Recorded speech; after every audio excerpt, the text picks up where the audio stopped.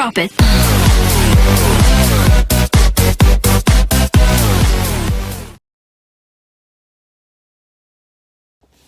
Assalamualaikum warahmatullahi wabarakatuh. Halo semuanya, apa kabar? Semoga semuanya sehat ya. Jangan lupa cuci tangan dan jaga jarak. Di sini saya sebagai moderator dari kelompok 1 pembelajaran berbicara yang akan memaparkan materi bertemakan tips berkomunikasi secara efektif. Nah, teman-teman sekalian, apakah ada yang tahu apa sih komunikasi yang baik dan efektif itu? Mari kita simak penjelasan berikut ini. Komunikasi yang baik adalah suatu komunikasi yang berjalan secara efektif. Keefektifan komunikasi dipengaruhi oleh proses komunikasi yang kita lakukan. Kamu perlu memahami teknik komunikasi efektif supaya proses berkomunikasi yang kamu lakukan berjalan dengan efektif dan memberikan kesan yang baik. Secara teori, ada 6 faktor yang bisa mendukung terciptanya suatu komunikasi yang efektif, yaitu yang pertama, informasi yang lengkap, yang kedua, penyampaian yang ringkas, yang ketiga, pemilihan kata yang penuh dengan pertimbangan, yang keempat, disampaikan secara jelas, yang kelima, informasi bersifat nyata, yang keenam, berkomunikasi dengan menggunakan tata krama yang baik dan benar. Yang ketujuh atau yang terakhir ini adalah menyampaikan informasi yang sudah teruji kebenarannya. Jadi jangan pernah menyampaikan informasi yang hoax ya. Nah, tadi sudah dijelaskan secara singkat ya bahwasanya berkomunikasi dengan efektif itu datang dari kitanya sendiri, bagaimana kita memakai bahasa yang baik dan benar. Nah, untuk selanjutnya, mari kita lanjut pada pemateri yang pertama, yaitu Saudari Anda Nabila yang akan menyampaikan cara berbicara dengan baik. Untuknya, saya persilahkan. Assalamualaikum warahmatullahi wabarakatuh. Baik, terima kasih kepada moderator yang telah memberikan waktu kepada saya. Di sini saya akan memaparkan cara berbicara dengan baik untuk hasilkan komunikasi yang efektif. Layaknya bernapas berbicara adalah satu kegiatan yang tak bisa kita lepaskan semasa hidup. Sepenting itu perannya, namun tidak semudah yang dibayangkan untuk mendapatkan hambatan dalam berkomunikasi. Karena kurangnya pemahaman tentang cara bicara yang baik, menyusun pembicaraan secara efektif merupakan kunci dari satu berbicara yang baik. Ada 5 hal yang dapat kita lakukan untuk menyusun pembicaraan yang efektif.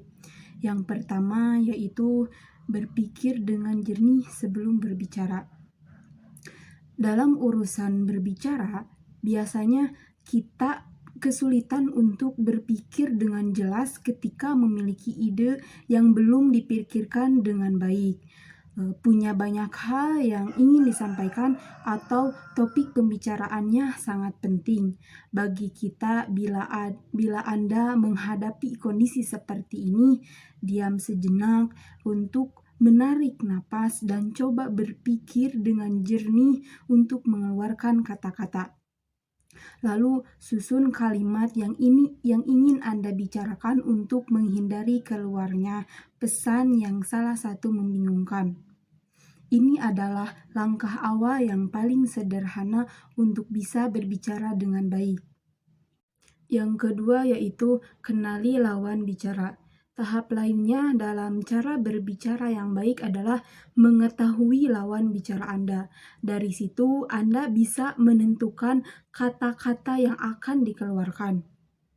Anda tidak bisa menganggap semua orang sama. Pengetahuan dan daya tangkap orang berbeda-beda.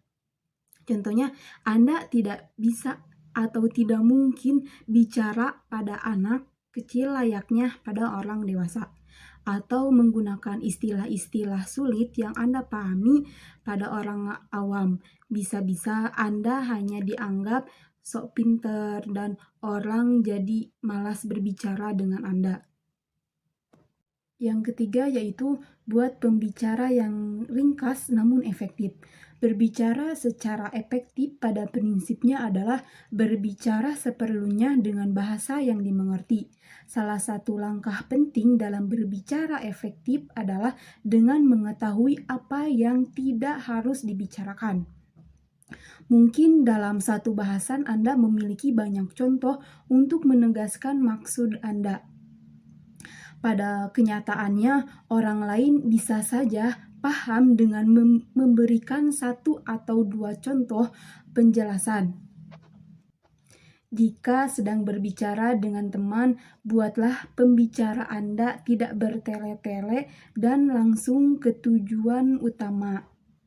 Apalagi jika Anda berbicara di forum publik seperti berpidato, waktu Anda berbicara akan dihitung dengan terbatas, jadi buatlah pembicara Anda menjadi ringkas, padat, namun tetap jelas. Yaitu yang keempat, beri gambaran pada perbincangan. Menggambarkan atau memberikan contoh kasus mengenai konsep bahasan pada lawan bicara dapat membantu Anda untuk menyampaikan pesan yang dimaksud. Dalam bahasa Indonesia, kita sering mengibaratkan satu bahasan dengan kejadian lain yang lebih umum, agar gambaran dari pembicaraan kita semakin dimengerti. Nah, pada poin yang terakhir yaitu poin 5, hindari kata-kata pengisi yang tidak penting. Biasanya kata-kata tak bermakna seperti jadi atau ya dan lainnya muncul ketika kita ingin mengisi kekosongan dalam perbincangan atau pembicaraan membutuhkan jeda untuk berpikir. Sesekali mungkin tak mengapa menggunakannya, namun jika terlalu sering atau berulang-ulang mengeluarkan kata tersebut, nantinya Anda hanya akan dianggap tidak jelas dan tidak yakin dalam pembicaraan Anda. Apalagi jika ada kaitannya dengan hubungan pekerjaan, penggunaan kata-kata tersebut menunjukkan Anda kurang fasih dan tidak profesional. Jangan takut untuk mengambil jeda dengan diam sebentar. Adanya keheningan selama beberapa detik berguna untuk proses berpikir dan masih dianggap wajar dalam berkomunikasi. Sekian dari saya, mohon maaf bila ada kata-kata yang salah. Wassalamualaikum warahmatullahi wabarakatuh. Nah, sebelumnya kita telah mendengarkan pemateri pertama, yaitu tentang cara berbicara dengan baik yang disampaikan oleh Saudari Ane. Maka selanjutnya kita ke pemateri kedua, yaitu Saudari Vera Mawar yang akan memaparkan materi tentang teknik berbicara yang efektif dan yang baik itu bagaimana sih. Kalau tadi telah disampaikan cara-caranya, kalau ini teknik-tekniknya. Kepada Saudari Vera Mawar, saya persilahkan. Oke, saya Vera Mawar Febianti. Di sini saya akan menyampaikan beberapa tips, saran, serta teknik untuk bagaimana sih kita dapat berbicara secara aktif dan efektif. Jadi dari materi sebelumnya tentang cara kita berbicara dengan baik, saya akan menambahkan beberapa poin di sini.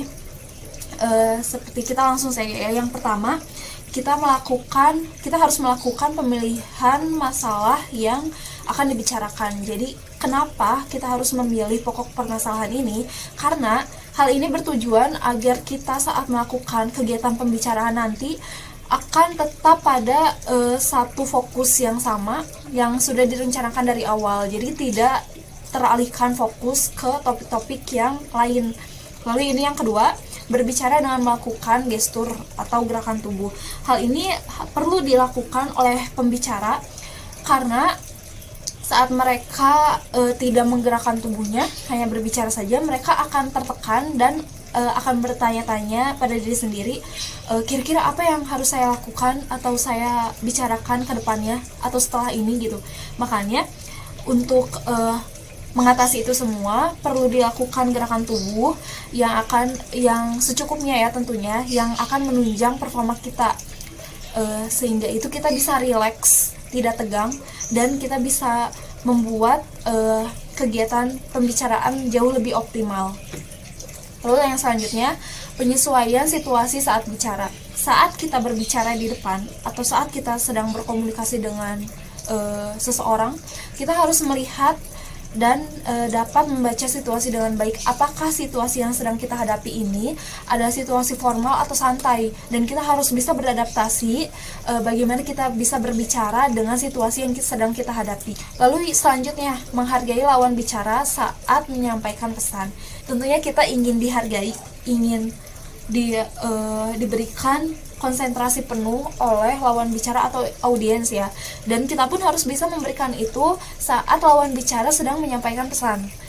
Yang harus kita lakukan adalah diam, menyimak, dan tidak menyela. Hal ini dapat disebut sebagai penghargaan atas pesan yang sedang mereka sampaikan. Selanjutnya, menanggapi saran dan usul dengan baik. Jadi ketika kita diberikan saran dan usul, jangan pernah menolak, karena pada umumnya ya saran dan usul itu memang untuk kebaikan kita pula. Mungkin performa kita ada yang kurang dan perlu dikritik, dan hal itu dapat menjadi evaluasi kita untuk menghindari hal tersebut dan tidak melakukan lagi, tidak mengulanginya lagi. Selanjutnya, menyesuaikan adat dan aturan yang berlaku di lingkungan tempat kita berbicara. Hal ini bertujuan agar kegiatan pembicaraan bisa jauh lebih aman, lebih teratur, dan lebih lancar. Karena ketika kita bisa menghargai peraturan atau adat yang ada di tempat tersebut, kita otomatis akan diterima dengan baik. Kita otomatis akan lebih didengarkan begitu. Lalu yang terakhir, sebaiknya pokok pembicaraan itu mendorong efek motivasi bagi audiens atau lawan bicara. Hal ini tentunya sangat penting, karena selain untuk memotivasi, kita juga perlu menyesuaikan atau membuat kegiatan pembicaraan itu jauh lebih menarik minat gitu. Karena ketika audiens atau lawan bicara sudah tertarik dengan pokok pembicaraan atau dengan cara kita berbicara, otomatis mereka akan langsung memberikan fokus yang sepenuhnya kepada kita dengan menyimak sepenuhnya dan merasa tertarik, merasa harus mengikuti pembicaraan ini sampai akhir begitu.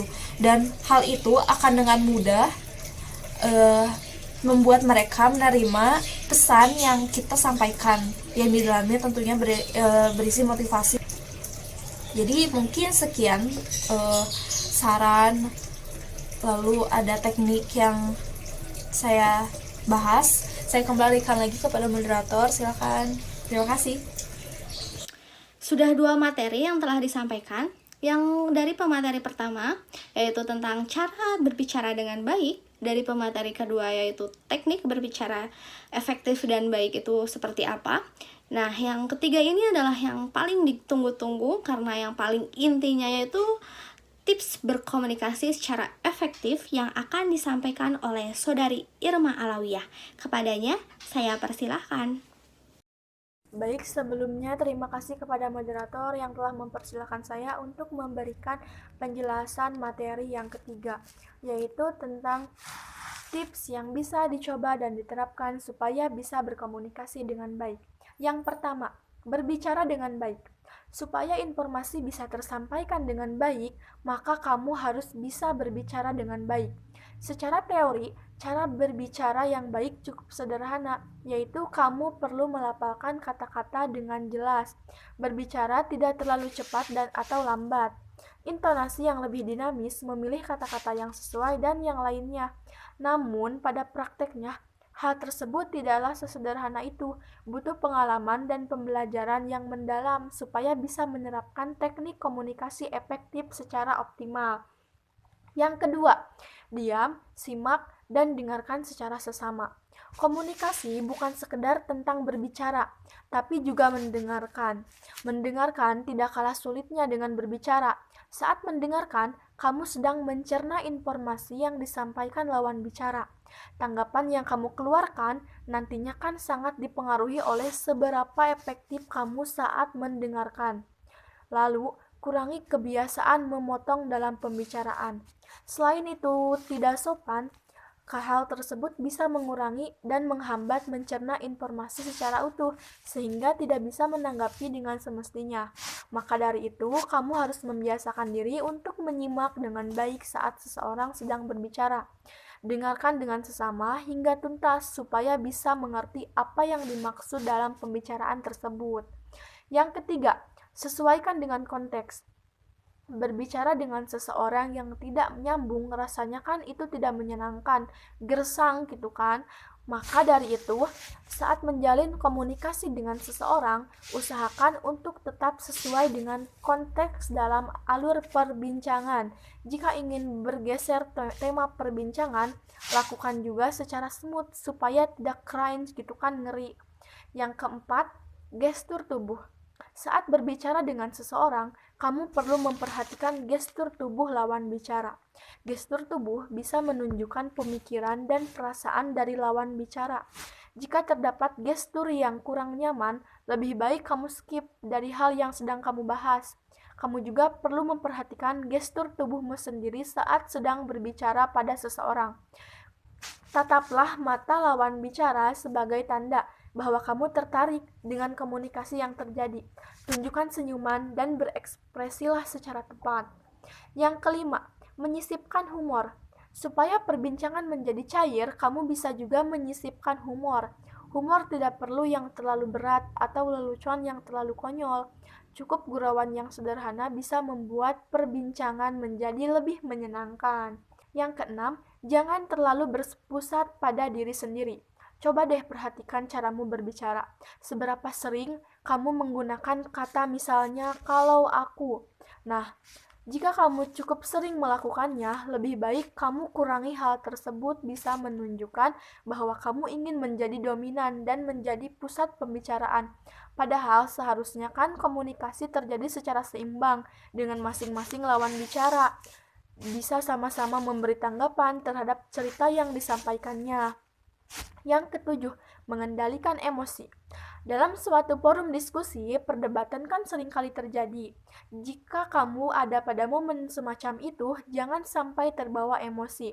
Kamu harus bisa mengendalikan emosimu. Jika sudah terbawa emosi, biasanya pembahasan bisa melebar kemana-mana kan, tidak relevan gitu. Maka kamu harus bisa tetap tenang, pikiran tetap harus dalam keadaan jernih. Dengan demikian, kamu bisa memberi respon secara tepat. Yang delapan, berbesar hati. Kebesaran hati saat berkomunikasi sangatlah penting. Kamu harus sadar bahwa tidak semua orang bisa cocok dengan perspektifmu, dan kamu tidak bisa memaksakan itu. Dengan kebesaran hati, saat terjadi perbedaan perspektif, kondisi agree to disagree bisa tercapai sehingga hubungan tetap terjalin, baik meski ada perbedaan pendapat. Kesembilan, mengutamakan etika. Setiap lawan bicara memiliki ketentuan etika komunikasi yang berbeda-beda kan? Nah, etikamu berkomunikasi dengan teman kuliah dan dosen tentu saja itu berbeda. Pada dosen atau seseorang yang secara hierarki berada pada atasanmu, maka kamu akan banyak menentukan ketentuan etika berkomunikasi yang harus dipenuhi.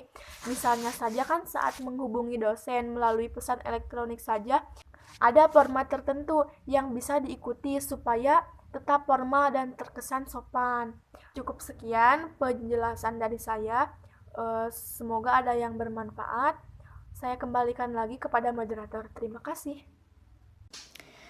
Kemampuan berkomunikasi dengan baik dan efektif ini tidak hanya mendukung selama kamu menjalani pendidikan, tetapi kemampuan berkomunikasi ini dapat mendukungmu di dunia kerja nantinya. Teman-teman sekalian bisa belajar berkomunikasi dengan baik ini secara otodidak ya, dengan meningkatkan jam terbang berkomunikasi dengan dosen dan teman kuliah.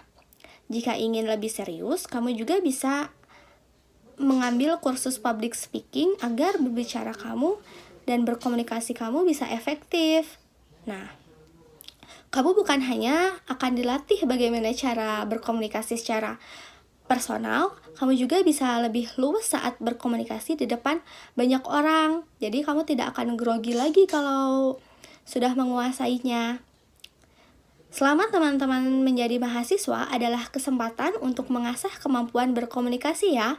Jika kemampuan berkomunikasimu sudah cukup baik, maka kamu akan lebih bisa menyesuaikan diri saat bekerja nantinya, karena berkomunikasi dengan baik dan secara efektif itu sangat diperlukan pada saat kalian mencari pekerjaan. Sudah di akhir materi ya, ternyata tidak terasa telah terdapat 3 pemateri yang telah menyampaikan materinya masing-masing.